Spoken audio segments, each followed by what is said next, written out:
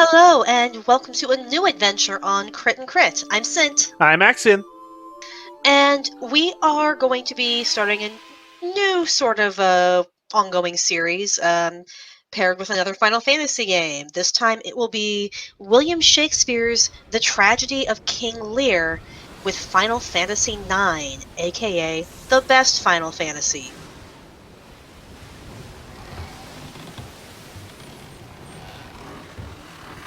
So, considering how long we've been doing this channel, it's a little surprising we haven't yet decided to do anything to do with Shakespeare.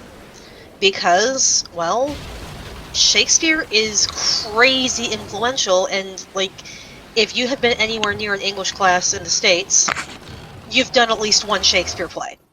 Probably Britain too. And probably Canada too. Oh, I wouldn't be surprised, but since I haven't actually been there, I can't really speak with any degree of authority, but yeah. However, I can almost guarantee that the play you have probably done in school is not King Lear. It certainly wasn't for me.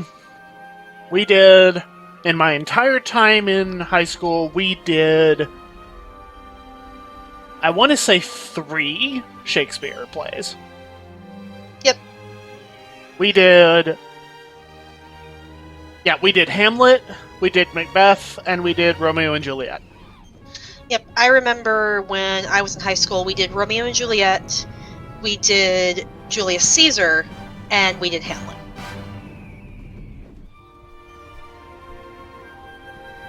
However, my school also, one of those years, performed A Midsummer Night's Dream, so I kind of got to experience that one too, but I didn't have to write an essay about it, so life was good. I was about to say, I read Midsummer Night's Dream on my own.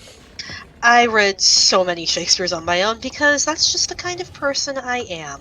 A colossal nerd. Which surprises no one here. But, honestly, we need to talk about Shakespeare before we really can talk about King Lear. So, while you navigate our little friend Zidane here through whatever he's doing, it's been a bit, let's talk about the life of Shakespeare. What do you know about him?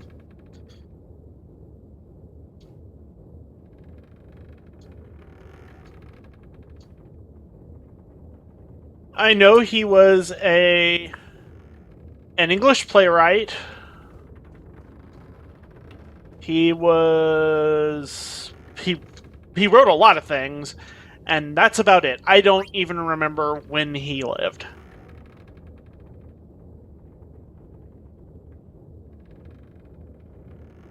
Well, according to what we do know about him, are we just going with default names? Yep. Okay. Certainly wants me to click. So, official records that we do have, Shakespeare was born on April 1564. He was baptized in Stratford-upon-Avon. Well, that's actually when he was baptized. We don't know his exact birth date, which would have been a couple days before, roughly. Hello. Rawr. Time for fight. People estimate April 23rd. The son of John and Mary Shakespeare, the oldest surviving child, was the big brother of the family, had some younger brothers and two younger siblings, one of whom and his older siblings did not survive. Their father was a leather worker, and he married Mary Arden of the prominent Arden family, known Roman Catholics, which I will talk more about if we ever get around to doing Macbeth, because that's actually super relevant to that. So, anyway, Shakespeare, decent upbringing, average schooling, likely attended school until he was roughly 15, because compulsory education was not so much of a thing back then, like it is today. But he married Anne Hathaway when he was 18. She was 26 and already expecting their daughter, Susanna. This was not an uncommon situation at the time, though we would probably call that a shotgun wedding today, or would have about a decade or so ago. I think we're kind of moving away from that. Not as much as we'd like, but yes, it is becoming less so. I don't remember the source for this, but I remember hearing once speculation that Susanna was not Shakespeare's and he was just marrying Hathaway to offer respectability, because, you know, it kind of sucks to own a uterus back in the day, and today, some regard. But yeah, they married, they had several children, Judith, Hamnet, the only ones I see listed here. So I guess it's just the two. 3 if you count Susanna. Yeah. So yeah, just the 3 kids, which maybe there were more, because, you know, the good old medieval Renaissance life expectancy of died in childbirth kind of averages things out. Infant mortality was quite frequent, but yeah. So some people speculate that the fact they only had a few kids meant that they might have had something of a strained marriage, but doesn't necessarily prove that. I mean, maybe they just knew when to stop. But Shakespeare kind of goes dark for a few years and then appears in 1592 as an established London actor and playwright. So he is already established at that point and is now based in London rather than staying in Stratford with his family. Business partner in the major acting company of the Lord Chamberlain's Men, which in 1603, following the coronation of James, we can get into James when we talk about Macbeth, becomes the King's Men, steadily more famous in the London theatre world, and, well, yeah, Shakespeare becomes super famous.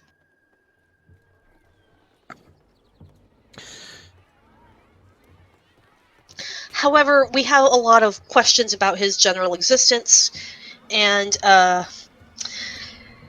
of the most interesting ones, and I do not have any strong feeling on this one way or the other, is whether or not Shakespeare is real. I have heard that conspiracy theory. There is... I don't remember the details off the top of my head at the moment, but yes, there is a long-running theory that Shakespeare never actually existed and was a pseudonym used by one or multiple people, and for various reasons. You want to know where I first heard this? Where? Senior year of high school, my AP Lit teacher. She was a firm believer that Shakespeare was a pseudonym for Edward de Vere, the Earl of Oxford. Okay. Yep. I can't remember the other names associated with it. I remember one of them, at least one of them was a woman that was writing under a male name because it would be unacceptable. That would be Mary Sidney. Another theory I've heard is Francis Bacon. I remember Francis Bacon. Of course, you remember the bacon. We like bacon. Not Francis Bacon so much as we do just, pork bacon, but had to make the joke. So, but yeah, there's a lot of stuff that doesn't quite add up. Like, Shakespeare, very, very skilled with words, not something you'd necessarily expect from a commoner who only got a basic education. A lot of detail about Italy, a place Shakespeare, we don't really have any record of him ever traveling to. How many of his plays are set in Italy? We've got The Merchant of Venice, Taming of the Shrew, Romeo and Juliet. There are a whole bunch of plays that have to do with Italy. So that fades into it as well. There's also the fact that there are so many different variations on the spelling of Shakespeare's name on record, and we don't really see that for other authors who are established at the time, which itself kind of casts doubt. Like Christopher Marlowe, for example. If you have not heard of him, how would you spell the name Marlowe? Marlow. Yeah, but because we know about Christopher Marlowe, we know that he spelled it with an E on the end, and this is the accepted spelling, and there's not really much variation that we see on that. But with surviving documents for Shakespeare, there are so many variations. Leave off one E, leave off two E's, leave out an A. Like, I've seen Shakespeare fairly often as well. But it's like, there's so little consistency with regard to how Shakespeare's name is recorded, and if he was this famous a playwright, you would kind of expect there to be, more generally accepted consistency in the existing record.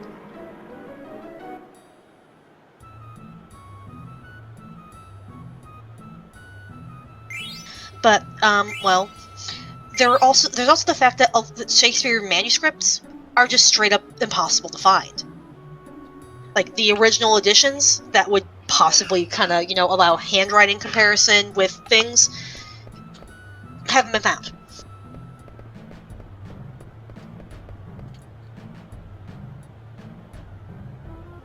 And, let's see, his first folio was posthumously published.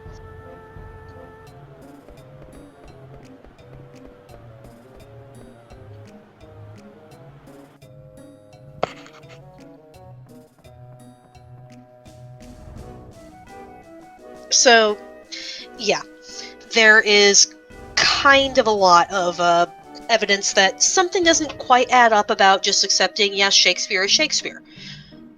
I mean, we could have proof that, there was a person named Shakespeare who existed, but maybe someone just paid him for the right to use his name. We don't know. It is a mystery. Even better is the fact that Shakespeare lived when he did. Because you know what happened in really early 1600s in London? I presume there was a fire. Yeah, the Great Fire of London. And, in addition to some things just straight up not being written down as a matter of course, a lot of stuff, like paper records, are flammable. So there's a chance that fairly important documentation regarding the life of Shakespeare and proof of authorship that would get around the arguments we see today might have been destroyed in the fire.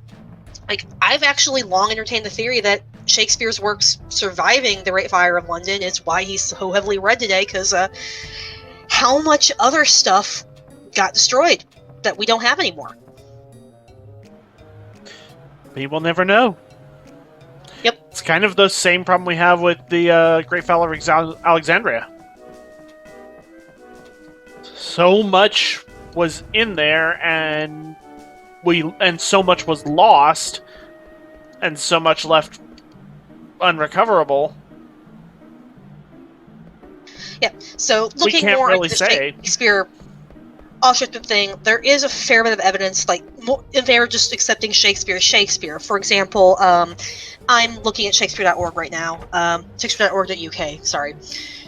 William Camden, one of the most learned men in England, Ben Jonson's schoolmaster at Westminster, knew the literary scene inside and out, and he talks about writers, and William Shakespeare is on that list. So that's decent evidence that, yes, Shakespeare was known as a writer. So, that said, this is just a cursory glance. I don't actually care that strongly about whether or not Shakespeare is Shakespeare or if Shakespeare is a pseudonym. It's just an interesting thing to mention, and I thought it was worth bringing up.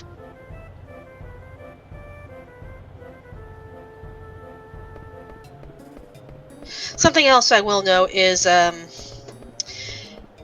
Shakespeare, for all we give him credit for all these plot twists and quotes and things, yeah, he had a good command of language, but a lot of his stuff is really, really derivative.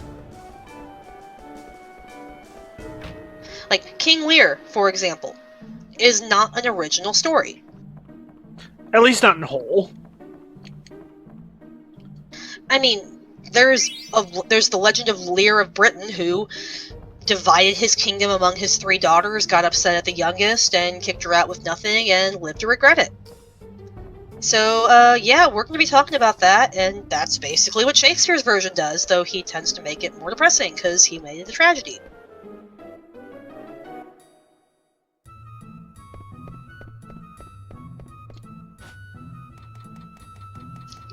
But, yeah. It's also kind of nice to think of the idea of Shakespeare being legit, because it does provide more hope that, like, for the whole, like, the American dream, ironically, as I talk about the most celebrated writer in British history. anybody from any walk of life could make it. He was an entertainer to the king himself, eventually. So, I don't know.